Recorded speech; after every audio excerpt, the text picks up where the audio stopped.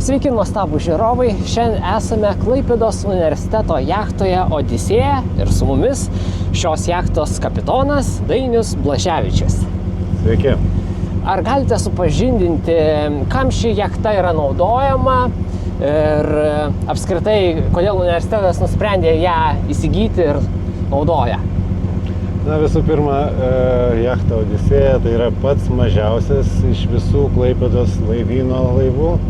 Tai yra 46 pėdų būrinė škuna Odisėja. Tai šitas laivas yra skirtas plaukioti ne tik po Kuršių marias, bet ir plaukiam Baltijos jūroje. Atliekam įvairias ekspedicijas, kaip šiuo atveju dirbam tirdami Kuršių marių vandenį su Klaipėdos universiteto studentais, hidrologais. Dažnai plaukiam į Baltijos jūrą su mokomaisiais reisais. Praktiškai visa Baltijos jūra, visos šalis, kurios yra mūsų kaimynės, viskas yra aplankyta su šita jachta. Kad žiūrovai įsivaizduotų gabaritus, ar galima čia palyginti su kažkokiu viešojo transporto autobusu miesto, ar kokio dydžio jie būtų? Ilgis jos būtų 14 metrų. Šitaip kalbėkime, jeigu paprastais tais matmenim pėdomis, kaip minėjau, 46 pėdos. O į aukštį, koks šitas aukštis jos? Stiebai siekia 15, vienas stiebas 15 nuo vandens paviršiaus, o kitas stiebas apie 17 metrų. Ir ji yra pritaikyta, kad galėtų be variklio dirbti, išskleidus bures, laisvai galima būtų plaukti reikiamą kryptimį. Pagrindinis jos darbas yra plaukti su burėmis ir naudoti būtent vėjo jėgą, o ne variklį. Ir tos burės tiesiog dabar jos yra surištos, supakuotos. Susuktos ir mes jų nematome. Mes jų nematome, jos yra, mes matom, jos dabar mėlynos visos, bet kada mes jas išskleidžiam, jos būna baltos, gražios ir didelės. O dabar girdisi, kad burzgia variklis, ar galite supažindinti, kokį čia kurą jis naudoja, kiek arklio galių turi, ar kažkokių parametrų įdomesnių? Na, visų pirma, šitas laivas buvo pastatytas prieš 41 metus, 85 metais, Lenkų Dansko laivų statykloje Konrad. Ir šitam laivui jau yra, kaip minėjau, 41. Varikliai stovi dizelinis, apie 80 arklio galių, Na, bet mes šitų dalykų nelabai ir matuojam. Tai ne pagrindinė varomoji jėga šitam laivui. Pagrindinė varomoji jėga vis tik yra burės, kada mes plaukiam jūroje. Na, o mariose, kadangi mes šiandien neturim labai plataus farvaterio, tai negalime ir plaukti sunaudojant burės. Aišku, dabar šiuo metu galėtumėm, bet mūsų tikslas šitos ekspedicijos visai kitas. Mes turėsim vėl stoti, vėl imti mėginius, tai už tai mes būrių šį kartą nenaudojame. Kokiu maksimaliu greičiu gali plaukti laivas? Na, jisai išvysto iki 9 mazgų greitį. Įvairiai, viskas priklauso nuo vėjo ir kuo daugiau vėjo, tuo mes greičiau plaukiam. Aišku, viskas priklauso ir nuo vėjo krypties. Jeigu jinai palanki, laivas plaukia greičiau, iki 10 mazgų galima išvystyti su banga kartu, o su varikliu dažniausiai plaukiam 6 mazgų greičiu, tai būtų apie 12 km į valandą. Ir mačiau, apačioj matėsi net kuro rodmuo, kad yra degalų bakas, ar ne? Kiek jūs galite nuplaukti, pavyzdžiui, vienu užsipilimu, kokia tas atstumas, kad įsivaizdavimai? Na, tų kuro bakų yra čia 3, gal net ir 4, iš tikrųjų 4 bakai ir iš viso telpa apie, galima pripilti 600 litrų, tai mes galim nuplaukti vien tik su varikliu apie 600 jūrmilių, tai yra didelis atstumas, 1000 km kažkur. Daugiau. Ir realiai čia yra triumai, ar ne? Čia galima nakvoti, yra tualetai, virtuvė. 10-vietis laivas, pilnai pritaikytas keliauti. Turim ir kambuzą, vadinamą virtuvę, kur galima gamintis maistą. Turim miegamasias vietas visiems. Turim 2 tualetus, galjūnus vadinamas. Ir, tai yra visiškai pritaikytas laivas kelionėms ir galima plaukti be sustojimo, tiesiog mėgautis, džiaugtis gyvenimu. Ar jūs naudojate tą laivą, pavyzdžiui, žiemą, ar jau atšiauriomis sąlygomis jis netinkamas? Ne, žiemos metu jisai būna iškeliamas ant kranto ir ruošiamas kitam sezonui. Tai tik tai šiltuoju laikotarpiu, kad neapledėtų čia viskas ir panašiai. Ne, tai kadangi mūsų vandenys šąla, korpusas yra stiklo plastiko, tai mes bijom ledų, kad jisai nesutraiškytų korpusą, tai laivai yra iškeliami. Ir žiūrovai tikriausiai norėtų įsivaizduoti, kokia vertė, kiek kainuoja tokie laivai, jeigu asmeniškai norėtum nusipirkti, žinai, privatų tokio tipo laivą, kiek čia gali kainuoti toks dalykas? Bijau sumeluoti, iš tikrųjų ir nemeluosiu, kainų nežinau, bet kalbam apie 100 000. 100 000 eurų. Jeigu jau yra ir nauji laivai, tai ir milijonai kainuoja. Žodžiu, kiekvienas atvejas skirtingas, yra mažesnių laivų, kurie gali kainuoti ir 20 000, ir 10 ir įvairiai. Tai pasiūla yra didelė.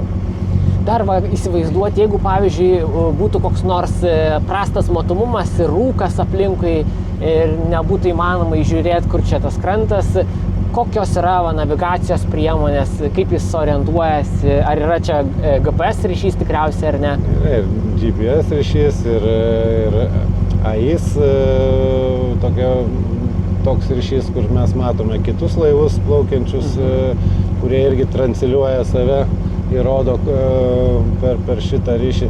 Turim ir gelbėjimo visokių priemonių, tai tokių kaip pirbai, sarsai, tai yra tokie techniniai dalykai, kuriuos žino tik jūreiviai.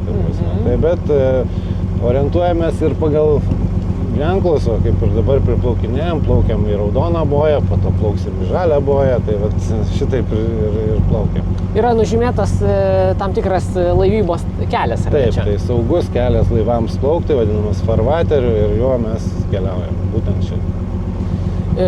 Ar galėtų kažkas atsitikti, nežinau, kažkaip pramuštas korpusas, dar kažkas, jeigu laivas skęstų, pavyzdžiui, ar įmanomi tokie scenarijai, ar jūs gal kokias pratybas darot, kaip evakuotis čia įgulai, kaip čia išsigelbėti dabar reikėtų tada?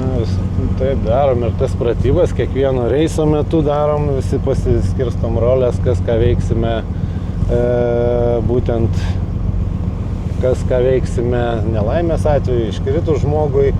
Ir gelbėjimosi priemonių, aišku, mes turim daug, ir plaustai, ir gelbėjimosi liemenės, kurios yra privalomos kiekvienam įgulos nariui išplaukus į jūrą. Tai tų gelbėjimosi priemonių tikrai turim pakankamai daug ir visą laiką apie tai galvojam. Ir šitos, kur mums davėte kiekvienam iš keleivių, ar ne? Čia tokios kaip pripučiamos, jos kaip būtų įkritus į vandenį automatiškai išsiskleistų? Taip, jos automatiškai išsiskleidžia ir jūs laiko ant vandens paviršiaus. Tai ir pralaikys visą parą, jeigu kartais taip jau įvyktų. Tai, bet parą niekada tikiuosi neteks išbūti šaltam Baltijos vandenyje, tai yra operacija, kur žmogus už borto, kaip tą žmogų gelbėti, viskas yra atidirbama, įgula žino savo darbą, bet linkėčiau nekristi. Ir tikriausiai yra kažkoks pagalbos, galima išsiųsti pagalbos pranešimą tikriausiai, ar ne? Čia Kuršių mariose tikriausiai labai greit atplauktų pastiprinimuose. Ir jūroje lygiai taip pat yra ir oro, ta prasme, visa su sraigtasparniais gali atskristi, viskas yra valandos bėgyje, žmonės gali būti gelbėjami, jeigu jau kartais vyktų kažkokia tikra nelaimė. Ar yra buvę kažkokių incidentų, kad netyčia susidurtumėt su kitu laivu, ar kažkokių dar įdomesnių įvykių? Nenoriu ir neteko ir nenoriu. Viskas sėkmingai, tai kol kas viskas sėkmingai. Ir dar įdomu, pati laivo būklė, ar jis, kaip sakot, jau turi ilgamžį stažą, ar kiek metų tarnauja tie laivai, ar jis dar čia jau, ta prasme, subrendęs, senas tas laivas, ar jis naujas skaitosi, kiek jis dar gali tarnauti, kad įsivaizduoti? Kiek jį prižiūrėsi, tiek ir tarnaus. Laivai, jie tokie, juos reikia prižiūrėti ir negalima jų apleisti. Tai jeigu jį tvarkai, nuolat investuojat, keičiate ir bures, ir visus besidėvinčius mazgus, tai tas laivas gali tarnauti ir 100 metų. 100 metų? Gali laisvai. Tai, kaip minėjot, apie 40 metų jau, ar ne, tai dar, taip sakant, net neįpusėja gyvenimas, jeigu taip ilgai tarnaus, ar ne? Na, tikėkime, kad mano žodžiuose ten buvo tiesos tas apie 100 metų. Na, bet tiek laivai gali tarnauti, jeigu jis nuolat prižiūrimas, visą laiką atliekama techninė apžiūra ir taip toliau ir panašiai. Dar apie tą techninę apžiūrą, ar yra kažkokia inspekcija, kad jūs turėtumėt, ateina, patikrina kažkokie specialistai, kokia ta techninė būklė, išrašo kažkokius dokumentus? Taip. Kaip vyksta ta patikra laivo? Kiekvienais metais ateina inspektorius į laivą, peržiūri visas saugos priemonės, peržiūri laivo būklę ir tada yra išrašomas sertifikatas ir tas laivas tuomet gali plaukti. Tik tuomet, tik su šituo leidimu. Ir jis tikriausiai yra apdraustas, kažkokius draudimas dar? Taip, draudimai, žinoma, kad... Privaloma, ne čia? Na, tai nėra privaloma, kiekvieno savininko atsakomybė yra, bet šitas laivas konkrečiai yra apdraustas. Dar įdomu, kaip jūs aktyviai naudojate tą laivą, ar tai yra kiekvieną savaitę plaukimai, ar ten kartą į mėnesį, koks tas intensyvumas sezono metu? Pasakysiu taip, kad nuo joninių turbūt iki pat žolinių greičiausiai ir net nebūsim namie, labai retai būsiu. Visą laiką plauksim ir plauksim, tai keliausim aplankyti Alandų salas, po to Gotlando salą, čia jau kitas reisas, plauksim į Gdanską, kaimyninę Lenkiją, taip pat į Švediją dar yra reisas numatytas. Dar bus ir teisėjavimas varžybose regatoj. Tai va šitas laivas dalyvaus kaip teisėjų laivas. Dar turbūt nusimatys ir rudenį studentų praktikų labai daug. Vėl plaukiosim. Tai visą laiką jis dirba, vasaros sezono metu šitas laivas dirba. Ir dar paskutinis klausimas, jeigu žiūrovai norėtų kažkaip plaukti tuo laivu, ar būna kažkokios ekskursijos universiteto, ar atvirų durų diena, kad išbandyti, ar kažkaip užsirašyti, kad būtų galimybė sudalyvauti tokiam plaukime? Visų pirma, reikėtų pasekti mus Facebook'e, Jachta Odisėja kaip tik yra toks puslapis, ten mes skelbėme visus savo plaukimus ir anonsuojame, kada kur plauksime, renkame įgulas, praktikai jūroje, tai šičia ir aišku universiteto puslapyje. Internetinė, ten prie laivyno rasite irgi visą pilną informaciją apie mūsų plaukimus ir ne tik mūsų, bet ir kitų mūsų laivyno laivų. O dabar su mumis Klaipėdos universiteto dėstytojas Jonas Gintauskas bei studentė Patricija Padleckytė.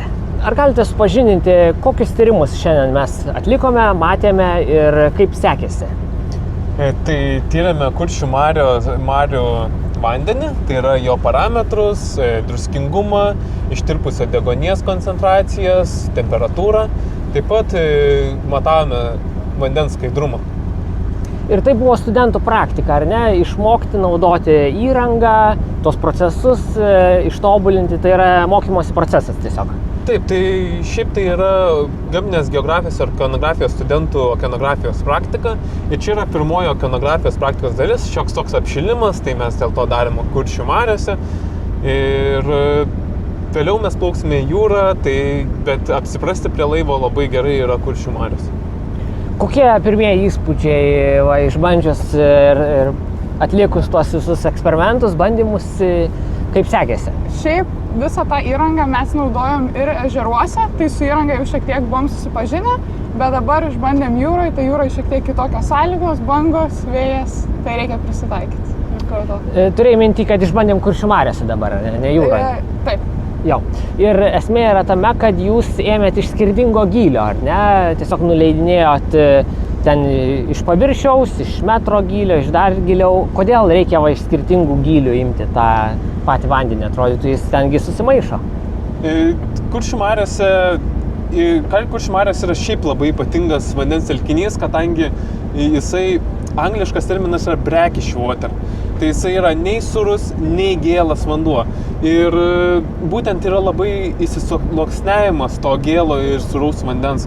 Ir netgi pas mumis tyrimuose mes pamatėme, kad ties priedugniu buvo suresnis vanduo. Tai būtent dėl to, kad jūros vanduo yra tankesnis, sunkesnis ir jisai arčiau būtent dugno. Ir jų savybės labai irgi skiriasi. Ir deguonies kiekiai, ir ta pati temperatūra gali skirtis.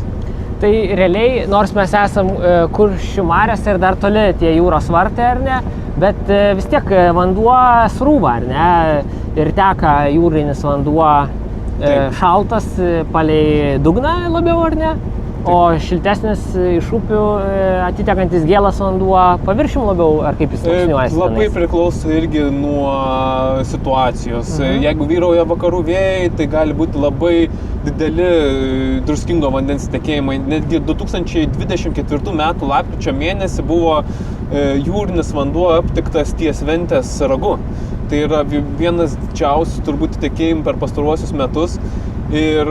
O pavasario laikotarpiu, kada iš Nemuno išteka didžiulis kiekis vandens, tai labai būna įprastai gėlas vanduo ir tos jūrinis vanduo neturi galimybės patekti.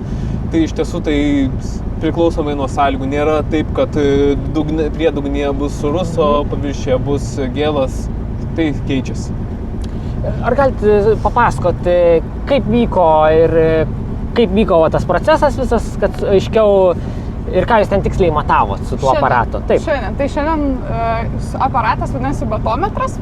Tai realiai veikia pakankamai paprastu principu. Leidžiam su virvei turim atžymėjimus, kiek metrų gylis, kad žinotume, kiek metrų tiksliai nuleisti. Nuleidžiame būtent į tą gylį, kurio mums reikia ir tuomet uždarome vandenį batometrą, tai batometrą prisirenka vandens būtent iš to gylio ir tuomet ištraukiame ir čia krante atliekame su dar vienu prietaisu multimetrų. Prietaisus, tai būtent multimetras mums pasako, kokia buvo temperatūra, koks buvo druskingumas, galima ir elektrinį laidį matuoti su juo. Tai. Ir jūs matavote 4 skirtingose vietose. Taip. Mes stebėjome tą procesą, ar ne? Ar kažkokie yra rezultatai, kurie jūs nustebino, ar nebuvo prognozuotini? Galite abudu pakomentuoti. Man atrodo, tokių labai netikėtų tai nepamatėm. Būtent to, ko turbūt tikėjomės, tai ir gavome. Tai sąlygos labai įprastos šiam laikotarpiu, šiom meteorologiniam sąlygom. Ir kur šitie duomenys yra įprastai naudojami? Ar reguliariai yra iš tiesų tokie įmami mėginiai ir mokslininkai tyria būtent tuos parametrus, kuriuos minėjote, ar tai yra tiesiog mokymo tikslais, aišku, šį kartą ar ne, bet ar tokie duomenys yra reikšmingi, kodėl reikia tą žinot mums suprasti?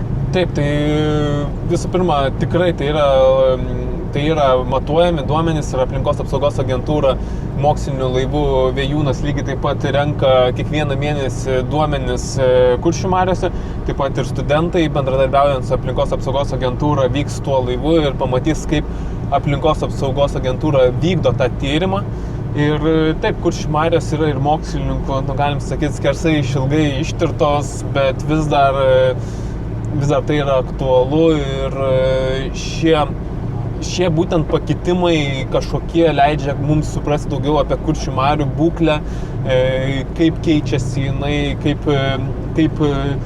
kokią įtaką daro ir uostas, ir laivyba, ir žvejyba, ir taip toliau.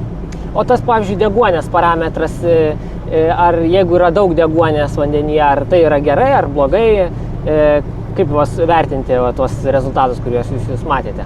Iš esmės deguonies kiekis, kuo didesnis, to yra geriau. Tai yra sveikos aplinkos vienas iš tokių matų. Ir taip, tai yra ir žuvims, ir augalijai, tai ir mikrobams įvairiems gyvenantiems vandenyje. Tai iš esmės deguonis yra vienas svarbiausių. Energijos šaltinis toks tarsi.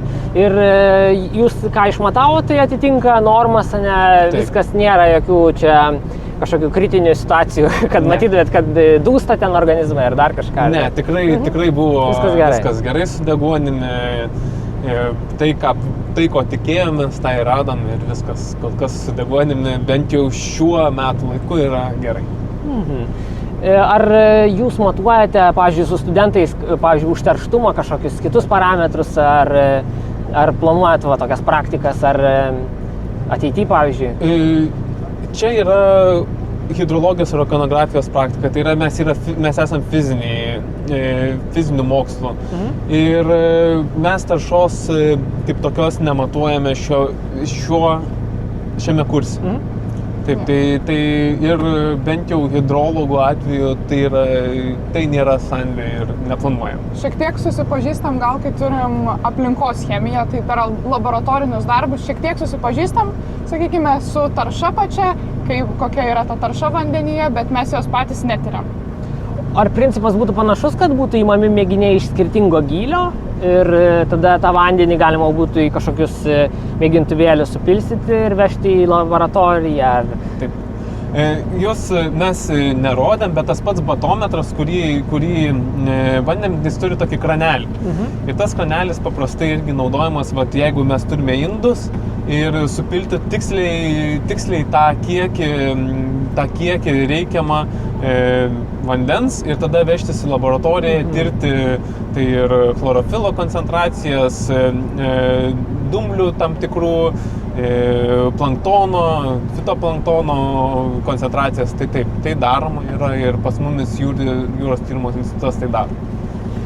Dar platesniam kontekstui, kad suprasti, ar iš tiesų yra kalbama, kad Baltijos jūra yra gan užteršta jūra ir panašiai, ar būtent iš miestų, iš nuotekų ir per tas Kuršių marias galiausiai viskas teka į jūrą, ar ne? Tai civilizacija, žmonės realiai ir teršia iš principo ir ta tarša taip po truputį į jūrą ir keliauja, ar ne? Čia yra tam tikras šaltinis iš miestų, didžiųjų miestų atiteka, ne? Taip reikia įsivaizduoti. Bet galbūt yra šiek tiek blogas įsivaizdavimas, kad pas mus yra labiausiai užteršta upė, jūra. Kuo užteršta irgi. Pavyzdžiui, pas mumis plastiko tarša yra gana nedidelė. Turbūt matėt vaizdus ar Indijoje, ar Afrikoje. Visi tiesiog nusėti paplūdimiai yra plastikų. Pas mumis to nėra. Tai yra kitokio tipo tarša. Taip, tai yra daugiau iš laukų kažkokių žemės ūkio. Ir taip jūs esate teisus. Techniškai, ką mes išmetame, tas atsidurs jūroje. Tai yra vienaip ar kitaip galų gale pasieks jūrą. Tai skalbimo milteliai, įvairios ten šampūnai, visokie plovimo, ką mes naudojam buityje, irgi realiai galiausiai atsiskiedžia, bet teka į jūrą per Kuršių marias. Na taip, nebent aš manau, kad Lietuvoje yra, aš tikiuosi, kad ir manau, kad Lietuvoje yra gera situacija su valyklomis ir kad mes neteršiame tiek daug ir tikrai tasai yra išvaloma, bet taip, iš esmės, tai, ką jūs pasakėte, tai yra tiesa. Ir taip pat mes matėme, kad jūs išbandėt naują prietaisą, ar ne? Gal galit kas paduoti ir parodysim rankose dar, ar ne? Ar galit papasakot, kas čia per naujas aparatas toksai? Gerai, tai čia yra aparatas skirtas rinkti aplinkos DNR vandenyje. Čia dedasi 3 filtrai ir šis aparatas yra paleidžiamas į vandenį ir 10-15 minučių jisai plaukia vandenyje ir taip jisai surenka aplinkos DNR. Ir šis aparatas yra sukurtas buvusios mūsų Klaipėdos universiteto studentės, kuris šiuo metu gyvena ir dirba Naujojoje Zelandijoje ir šis aparatas buvo tik tais pirmą kartą panaudotas čia Lietuvoje ir Visiškai naujas toksai inovacija tarsi pasaulyje, ar ne? Formatas, dizainas yra sukurta grinai lietuvės rankomis. Taip, ir dabar, nors čia parašyta, kad patent pending, bet man atrodo, kad jau patentas yra. Užpatentavo. Taip, kiek man žinoma, ir jo, čia mums... Ir jo principas yra, kad jūs būtent pririšot virvę, paleidot ir jis pro čia tas vanduo tekėjo, ar ne? Ir čia praeido pro tas ertmes ir kažkur per tos filtrus sugaudo daleles kažkokias, ne? Molekulės. Tai yra jo, DNR molekulės iš esmės gaudo ir paskui laboratorija yra ištirama, kokios jos yra. Ir tai iš esmės, kam yra tai naudinga, tai tam, kad, pavyzdžiui, ypač retiems gyvūnams atrasti, ar jų yra. Nes mes retus gyvūnus labai sunku pagauti, nes jie yra reti ir sužinoti, ar jie yra. Ir tai mums padeda, nes jeigu jų yra DNR pagauta, mes galime iš karto teikti, kad tas gyvūnas gyvena šitoje aplinkoje ir mums jo nereikia pagauti, kad tai įrodyti, kad jo yra. Tai čia yra toks labai nauja, galbūt šaka, galim sakyti, inovacija DNR tyrimų, kaip aptikti tas rūšis retas arba invazinis. Tai tas tinklelis, filtras yra būtent tam tikro dydžio, kuris sulaiko ir surenka būtent tokio dydžio molekulės kaip DNR, iš principo, ar ne? Taip. Ir jūs tada galite nusivežę tą filtriuką, realiai kažkaip išimti, ten atskiesti, nutirpdyti tą molekulę, nuskanuoti, taip sakant, nusekvenuoti tą kodą, ar ne? Taip, iš esmės tai nėra taip jau paprasta, kad tiesiog ateinam ir padarom, tai jo, tai yra gana...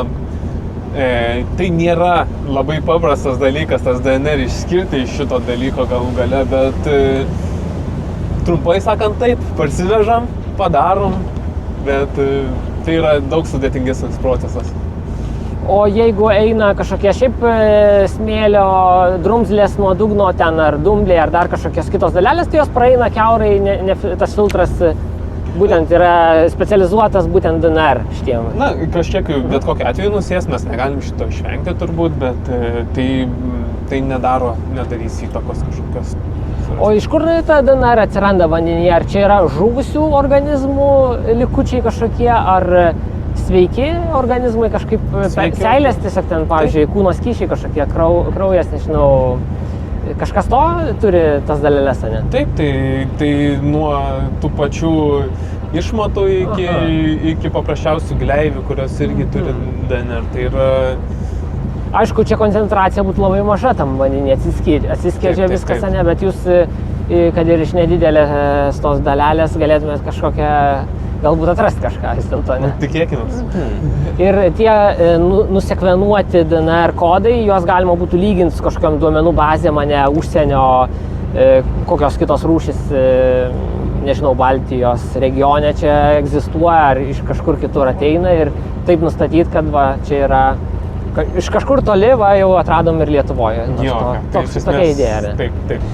Ir pabaigai, kad įsivaizduotume, va, jeigu žiūrovai mūsų žiūri, jaunesni, moksleiviai, pavyzdžiui, ir susidomėtų va, tokiais tyrimais ir galbūt norėtų ar kažkokius dalyvauti tokiose praktikose ar studijuoti, kaip jūs padrąsintumėte, rekomenduotumėte va, būtent rinktis Klaipėdos universiteto tas studijas, programas ir kokios yra galimybės va, įsitraukti? Tai gamtinės geografijos ir ikonografijos studijų, kurias va dabar atlieka studentai, tai jūra išplaukimas vos neprivalomas, galim sakyti, nes tai vis tik okeanografija yra vandens mokslas būtent apie vandenynus ir jūras, tai studentas baigęs tokį dalyką privalo bent jau prisiliesti prie jūros kažkiek tai. Ir būtent tokias, įstojęs į tokias studijas, studentas galės ir pakeliauti jūroje, tai irgi planuojama praktika į Gdanską ateinant šią vasarą ir plauks studentai ir taip pat ir patirs ir išvykas su aplinkos apsaugos agentūros laivų Vėjūnas, kiek man žinoma, ir studentė labai aktyviai pati dalyvauja plaukimuose su Klaipėdos universiteto laivu Brabander įvairiose ekspedicijose, taip pat, kiek žinau, ir Tall Ships Races šiemet dalyvaus. Tai tų galimybių daug ir noro, jeigu yra, tai tikrai šitos studijos leidžia patirti tą jūrinį gyvenimą. Ir praktika tokia, kur vat šiandien dabar ją atliekam, tai prasideda jau nuo pat pirmo kurso. Nes vat pirmam kursą turėjom su ežerais, tai susipažinom su įranga, tai praktika nuo pat pirmo metų studijuojant yra. Ir baigę studijas, ką specialistai įgyja įvairias šias žinias, kuo jie dirba po to, kokios yra galimybės karjeros? Tai gana nemažai studentų mūsų dirba aplinkos apsaugos agentūroje, taip pat Lietuvos transporto saugos administracijai, taip pat gali dirbti hidrografais laivuose, tai yra labai gerai apmokamas darbas, hidrografai yra labai reikalingi, nes praktiškai visi įrenginiai, kurie statomi jūrose, vandenynuose, tie patys vėjo jėgainės, viskam reikia hidrografų. Tai čia būtent vandens tyrimai, ne? Taip. Ir tai taip pat mes daug kitokių disciplinų įgauna studentai, kur geba prisitaikyti ir kitose darbuose susijusiuose su aplinkosauga ir hidrologiniais kažkokiais tyrimais. Ir pabaigai jūsų, koks būtų žodis jauniesiems, smalsiesiems žiūrovams, ar rekomenduotumėte studijuoti, mokytis, ar patinka tos studijos? Šiaip man asmeniškai tikrai labai patinka ir aš pati, kai stengiuosi kitiem pasakoti, tai pasakoju, kiek daug turime praktikų, nes yra suplanuotas praktikos, bet to pačiu, kai turime kai kurios studijų dalykus, tarkim kaip geodezija ar geologija, tai važiuojam ir visokias išvykas ir ekskursijas, kad gyvai išbandyti ir gyvai pasižiūrėti, kad išmokti pritaikyti būtent. Ir galima pasirinkti taip pat ir pedagoginį modulį kartu, tai tuomet gaunasi per 4 metus studijų 2 diplomai. Tai aš asmeniškai pati turiu pasirinkus, tai po 4 metų turėsiu ir mokytojos kvalifikaciją. Kitaip tariant, jūs galėtumėte būti biologijos mokytoja, pavyzdžiui. Geografijos mokytoja, taip. Ir aišku, čia bus daug prisiminimų, įspūdžiai, galima bus parodyti nuotraukas moksleivių ar šią laidą ateityje, jeigu jūs tapsite mokytoja ar ne, ir dalinsitės žiniomis ir mokysite jaunosius žmonės. Kągi, noriu padėkoti Jums. Ačiū, kad leidotės pažinti ir nufilmuoti šį plaukimą. Pačiam buvo įdomu pamatyti, kaip viskas čia verda, ir džiaugiuosi, kad ir oras galiausiai pradėjo šildyti saulutę. Tai ačiū visiems žiūrovams, palaikykite Mokslo sriubą Contribui platformoje ir susitiksime kitą kartą.